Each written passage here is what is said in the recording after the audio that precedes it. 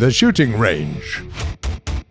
Before we start, let's pick up where we left off. We know that you've been asking us a lot about parts and FPE lately. Now, there is an official post about this very issue, written by our creative director. That is basically what our team thinks about the whole thing. So, if you're interested, there is a link to the original post in the description below. Do check it out. In this episode, Pavel Sukhoi and a series of unfortunate events.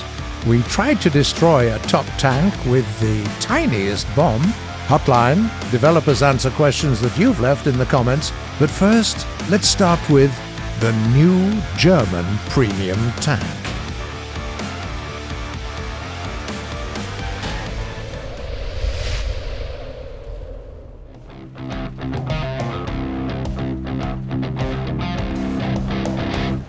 Today, we've got a date with a top German premium tank, the Leopard with the L44 cannon. Let's see how satisfying it is, shall we? Of course, we could talk about its technical aspects and characteristics on their own, but where's the fun in that? The L44 truly shines in comparison to its contemporaries. The original Leo A1A1, for example. What's the difference between it and its premium brother? In short, the cannon. The Leopard L44 is a bit heavier, but only by 0.6 tons. It doesn't noticeably affect the maneuverability. The armor is virtually non-existent on both siblings. The regular Leo does have a slightly fortified gun mantlet with a 35mm armoring, but it's not really that helpful. So, both tanks are tied when it comes to maneuverability and defense. Fret not. As we said before, the cannon is what makes the difference. 105mm on the regular Leo versus 120 on the L44 modification. All right. That's the stuff. While maintaining the reloading rate of 6.7 seconds after the full crew upgrade, on average, the premium Leopard penetrates about 30mm more armor. On top of that, the speed of the projectile is increased too. So basically, in a completely fair and square battle, with identical speed and defense characteristics, the L44 will be a bit cooler than the A1A1 due to increased firepower and premium goodies like the increased XP income. But the actual usefulness of this firepower depends on what you're fighting against. Your most common enemy will probably be the XM1 and the T55AM1. One of them is not very problematic, but the other one, the prototype of the Abrams, can cause you a grave headache. Its reload rate is on par with the L44, but it's faster and more agile. How can you come out on top? Well, in both arcade and realistic battles, your plan stays mostly the same. The XM will probably take an important vantage point before you do, so don't count on an element of surprise. In fact, it's you who should be aware of a possible ambush. There's only one solution. Be cunning. Spotted some hotshot American making an adrenaline-fueled run for a point? Be a gentleman. Ladies first. Let the enemy put their guard down. When the XM captures the point, he just won't be able to help himself. He will go and seek some stuff to shoot at. And that's when you greet him with a 120mm shell. After that, who knows? Maybe you could even capture back your point. The Leopard will be great for everyone who enjoys slower, more methodical gameplay. It's an almost godsend sniper, thanks to its stellar cannon and a very good zoom.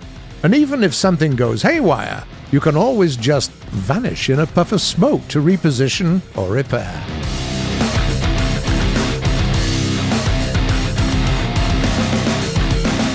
And now, let's go to the USSR and remember one great aircraft designer and his disastrous bad luck.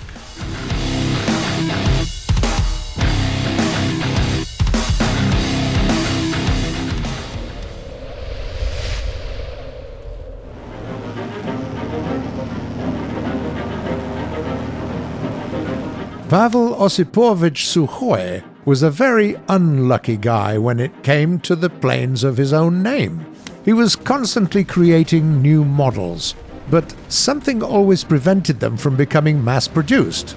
In 1937, he designed a tactical strike aircraft, the BB-1, later renamed the Sukhoi Su-2. It was his first aircraft to ever get a contract for mass production. But the engines turned out to be its weak spot. The reliable M82 engine, made by Arkady Svetsov, appeared only by the beginning of the war. Also, Sukhoi got himself a competitor, the almighty Ilyushin Il-2. It wasn't that maneuverable and was a one-seater, but it had great protection and showed even greater potential. Well, okay, bad luck happens. Sukhoi studied the construction of the Il-2, realized the opportunities it could achieve, and admired the genius idea of Sergei Ilyushin, who made the armored capsule for the crew and the engine compartment serve as the strain member for the whole aircraft. Sukhoi asked the author to share this idea so he could improve on it in his next strike aircraft, the Sukhoi Su-6. Ilyushin agreed.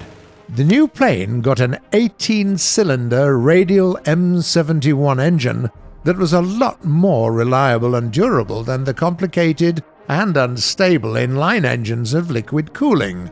But the engine makers failed him again, and the war only made the situation worse. This engine wasn't mass-produced at all, as all the power was drawn to assemble the more popular ones. They were great for the existing tech, but weren't powerful enough for the Su-6. At the beginning of 1942, the production of the Su-2 stopped. The main factory in Kharkiv was lost, the reserve one in Taganrog repurposed for other aircraft, and the third one in Dolgoprudny couldn't even start for production because of constant bombardments. At the same time, Su-6 finally got to government testing and outperformed the Il-2 in every aspect. It was more than 100 kph faster, flew 2.5 kilometers higher, maneuvered better, but by this time the Il-2 was already a renowned machine and the main strike aircraft of the Soviet Air Force. And also, Sukhoi still hadn't got his engines.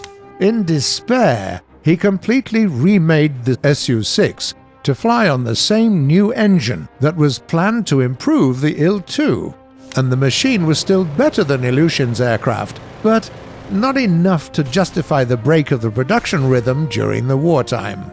Not to mention that Ilyushin was already planning on creating the Il-10 in a couple of years.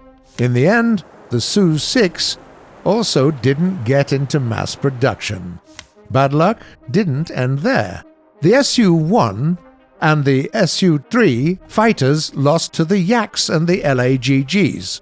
The work on the high-altitude Su-7 interceptor got cancelled to make room for the new MiGs. And in 1948, Sukhoi's construction bureau was shut down completely because it didn't have enough mass-produced aircraft. That also meant the death of the jet Su-9 and the Su-11 projects.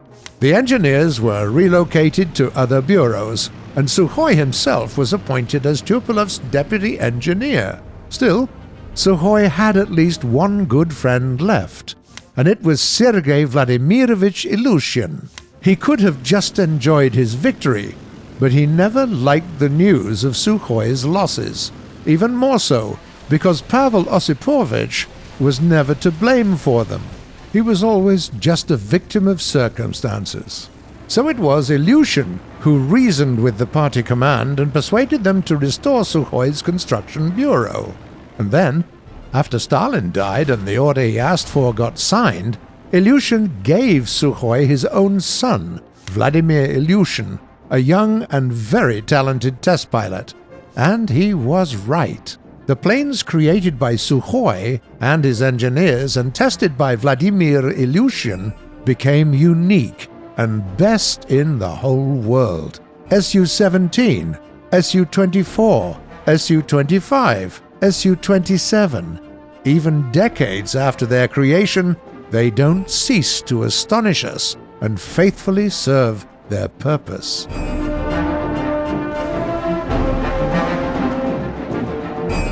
And now it's time to face yet another unusual challenge.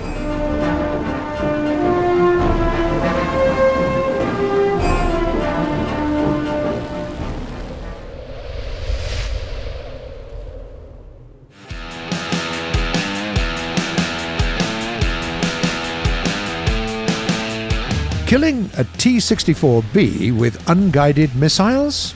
Easy. Destroying a Type 90 with helicopter ATGMs? No problem. Blowing up a Challenger with a 1,000-kilogram bomb? Nothing difficult either. Well then, how about killing an Abrams with the smallest bomb possible? Now that sounds interesting.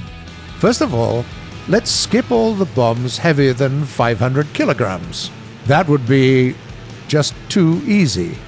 We'll start with the 250-pound ones and gradually go as small as possible.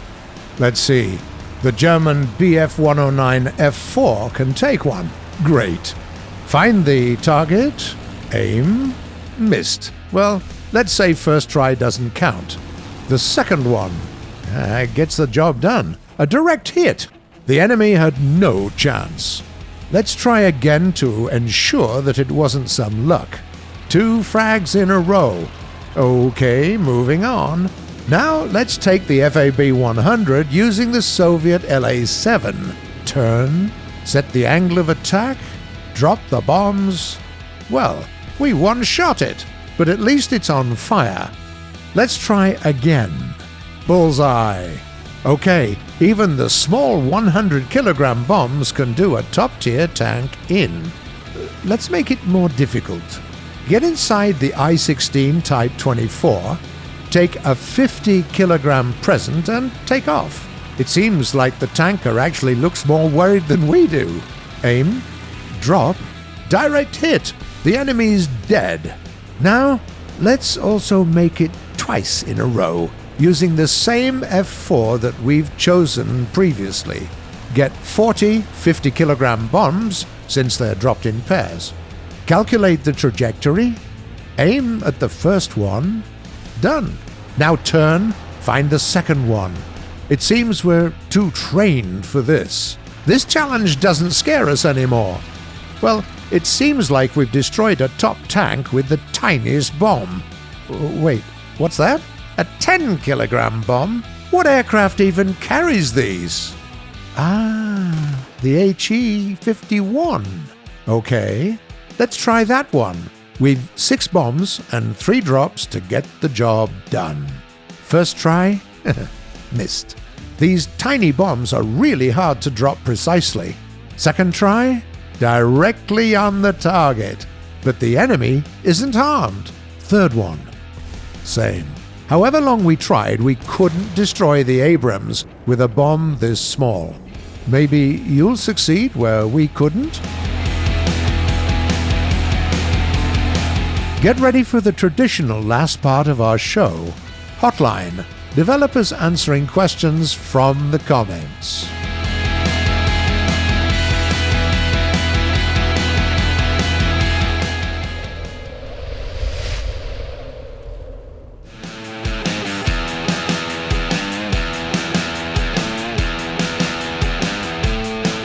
The first question comes from a user called Angel6. The story of Tiger 131 for episode 131. Sounds good if we don't have any other more pressing matters by that time, which is about mid-January. We'll talk about it. Then there's another question coming from Christopher Yonimitsu. Does Gaijin or DMM have any plans to send someone to the museums in camps Maegawara or Asaka? Japanese high-tier vehicles can be viewed and measured there, and generally they are publicly viewable. Hi there, mate. This is actually one of the ways we're getting the information about the tech that we want to add in the game. Can't confirm anything about these particular locations, though. Mr. Deutsch asks, Make Simulator full game mode like RB and AB. Well, it kinda is one, isn't it? Still, let's elaborate a bit. People sometimes ask us to make the SB even more complicated and, real. But unfortunately, we have to be extremely cautious with any additional challenges added to this mode. The thing is, even now, it isn't that popular among the players, though we ourselves love it very much. But given this situation and our limited resources, we just can't afford to spend a lot of time on it right now. And the last, very serious message is from Romashka. Dear Thunder Show, can you answer my question from a last Thunder Show in the next, please? You might want to ask this question in the comments under the Thunder Show episodes, mate. Well, that's it for today, but feel free to write your questions in the comments below. We do read them all, and you might see some of them answered in the next episode. And if you like what we're doing, don't forget to subscribe to our channel. See you on the shooting range.